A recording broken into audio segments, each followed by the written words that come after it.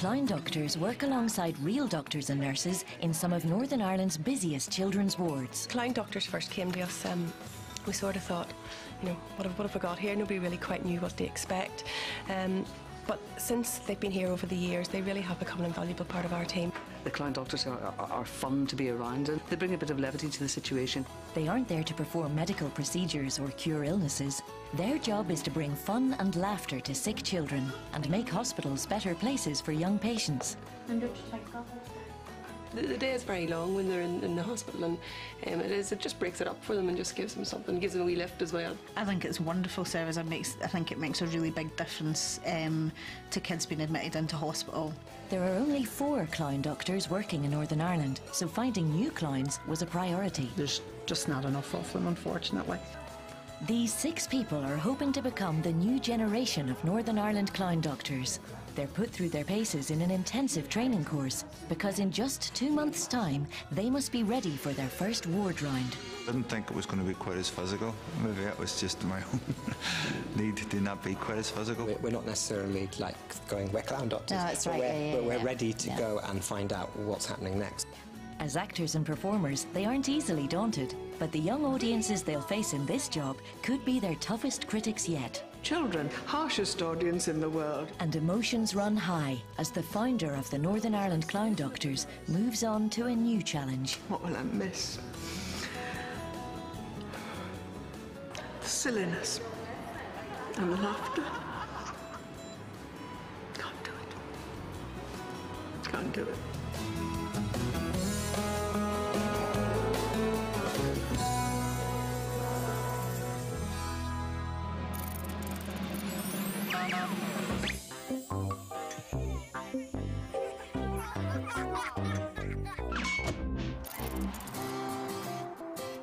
The first real test of the trainees' commitment came when they went into hospitals to see for themselves the Clyne doctors at work.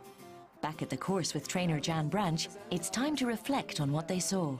There was a lot of horizontal traffic, vertical up and down the corridor, but there was a lot of crossing between the beds and the clinic as well. So, what do you think about the amount of space that you have for playing in? The 2 beds, it's a small room with 2 beds in it, and once you have the 2 children, the parents and 2 Clyne doctors, that's it. And so what did they do then? If they're young, they were playing with the teddies and doing the fairies. Small, just not hugely physical. Yeah. Was there anything in the hospital visits that concerned you? There was quite a few toddlers not together. Yes. I find that quite emotionally hard because you just go, oh God, that child's the same age as my child and it's very ill. We're 2/3 of the way through the training. Very pleased about the way that the trainees went on to the wards and absorbed everything. The shadowing was brilliant because it was actually seeing it in action. Just made a lot of sense of all the exercises that we have been doing. And it made me realise how much work I had to do in my character. Nobody's ready to throw in the towel. On the contrary, there's a slight, let me get out there and do it. Let me just get out there and do it. The shadowing visits went well, but there's no time for complacency amongst the trainees. Being a Clyne doctor isn't an easy job. Working in hospitals, they know that the death of a patient is something they may have to face. You go on and you're sensitive to the kind of the atmosphere on the ward, really. And you just go in and play. You have to just get used to the fact that it is going to happen. Sandra McBride returns to the Ulster Hospital, where she spent many days and nights with her son Aaron. He was born when I was 33 weeks pregnant, and he basically had quadriplegic cerebral palsy, and he was later on diagnosed with Crohn's disease, and he had to have an ileostomy, a stoma bag fitted. So he had quite a lot wrong with him, but he was quite a happy wee boy.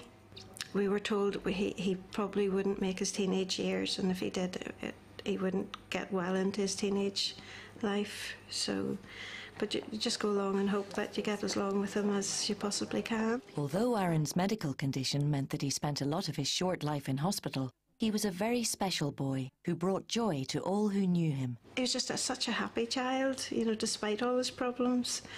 And he had the most contagious laugh, you know, real belly laugh. And once he started to laugh and the shoulders would be going, you could hear him, when he was in hospital, you could hear him all over the ward. Everybody knew Aaron was in. And it would have had everybody laughing within seconds, just the effect he had on everybody.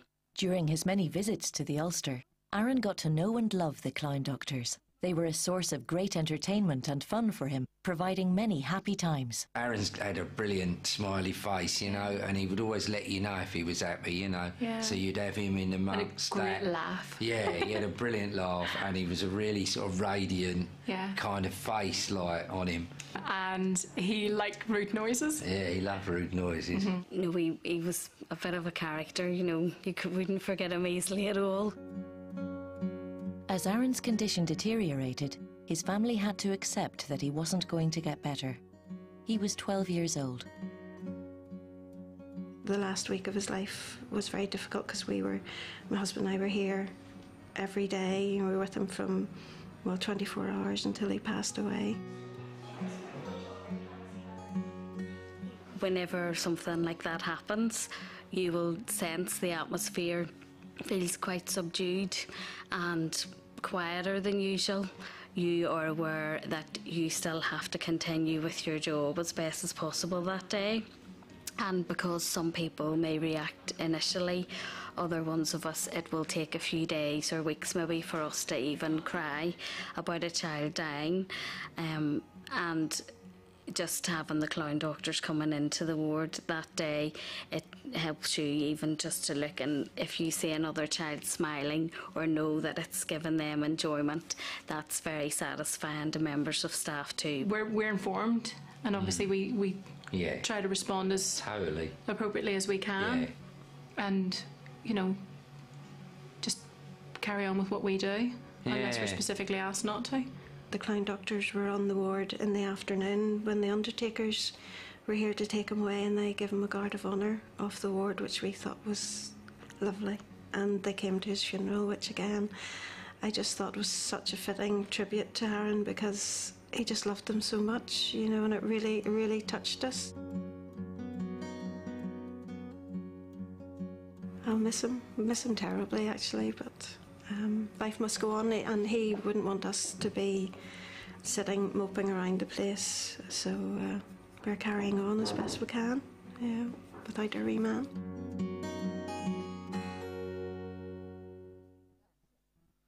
Am I actually offering support to the parents? I mean, people do attend funerals. Lorraine Graham from the Northern Ireland Hospice has come along to talk to the trainees about encountering death during the course of their work and how they can learn to cope with it. Sometimes you could be working with a child who's quite ill for a long period of time. So you do build up quite a good relationship with a child who you'd be seeing over a number of years. That's very normal. So it does impact on you.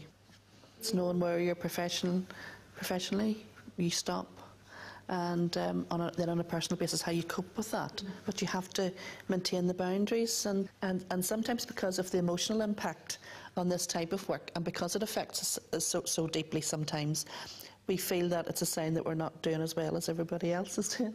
But that's really not the case. It's not a negative thing that you're not coping. It's just that it's impacting on you. It was really good because, you know, we need to look at these things. This is a reality, you know, that's probably going to happen. Coming into people's lives when they're vulnerable calls for sensitivity and compassion. In so many ways, Clown Doctors touch the lives of thousands of children and their families. Children like Oren. Parents are here with the children, and they actually can get some relief out of seeing the child happy from the Clown Doctors, which is a good thing, because at the end of the day we don't just look after the children here. I know we are children's nurses, but we all work as part of a team, because the family's a big thing here.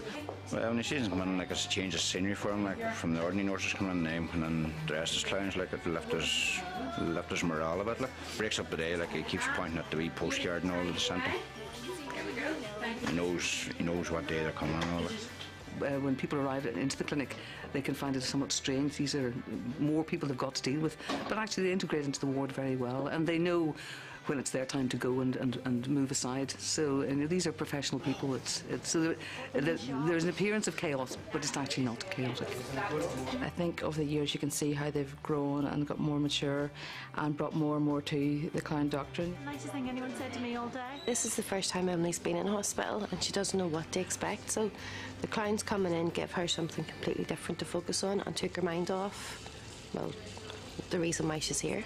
It is an excellent source of distraction and therapy for the children and their families. You've got the sound for it today, haven't It's you? lovely. Definitely. And you see in that... Having worked on the more serious aspects of the job, it's time for the trainees to think about their clown characters. The clown is innocent, doesn't have a history, is completely apolitical, a-religious, doesn't have any of that baggage, but is curious. So that feeling that a child can have with a clown, that the child can teach the clown things because the clown just doesn't know. Have you ever seen a penguin come to tea? Take a look at me, a penguin. They must choose a name and decide what their clown's qualities will be.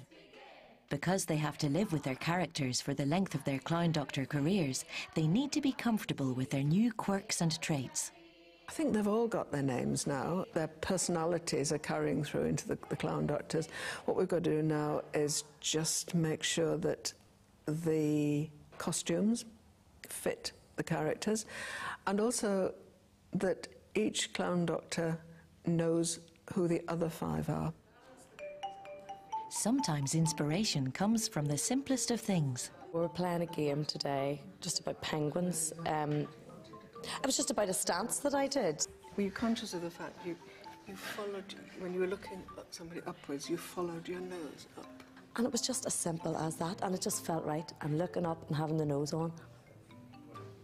Relax your face, Mary. Keep your face absolutely normal. Just literally follow your nose. Yes. When she has her nose up like that and her eyes follow the direction upwards, and she looks genuinely curious, that could be the basis of her clown doctor look. Not stupid, but just curious. Just curious. I really am delighted because I knew it would come, the first wee tiny thread would come, and now you'll start knitting threads together and you'll get something that will develop into a character. Now, don't look hand dog, just look. I'm perfectly confident about this, even though I know it's going to catch me out.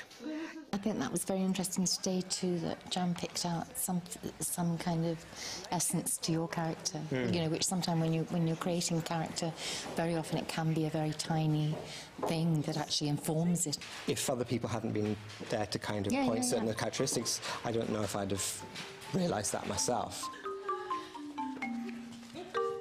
More trained clown doctors will mean that more children get to enjoy the benefits of laughter.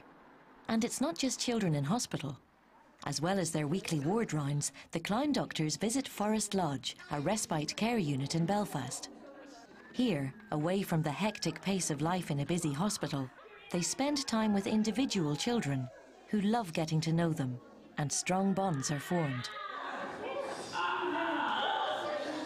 As soon as they hear his name, there's Dr. Sparky. She would sing and just mention his name in the song, you know, and Stephen his whole face just lights up. I mean, he just totally enjoys it. 15-year-old Stephen Archer was one of the first children in Northern Ireland to enjoy the clown doctors when they started out 5 years ago. The rougher the better you are with Stephen, you know, and I mean the clown doctors, I mean they tumble everywhere. They sing, but I mean they fall down, you know, and there's just no letting up with them, you know, and Stephen just thoroughly enjoys everything that they do. All you have to do is do a fart noise, and he loves it. I adore him because we just have an on-running joke together. So yeah, fart jokes, kicking, slapstick, you know, that's us. Knowing that children like Stephen look forward to times like these makes the job worthwhile, but it's also a big responsibility for the trainees. In just a few days, they will make their debut as clown doctors in hospital wards, a nerve-wracking prospect for all of them. Today is the day that we work towards from the very first day of training. Today is the day that everybody finally puts together the basic character of their clown doctor, decides its main characteristics, takes their name, and very importantly, gets the white coat.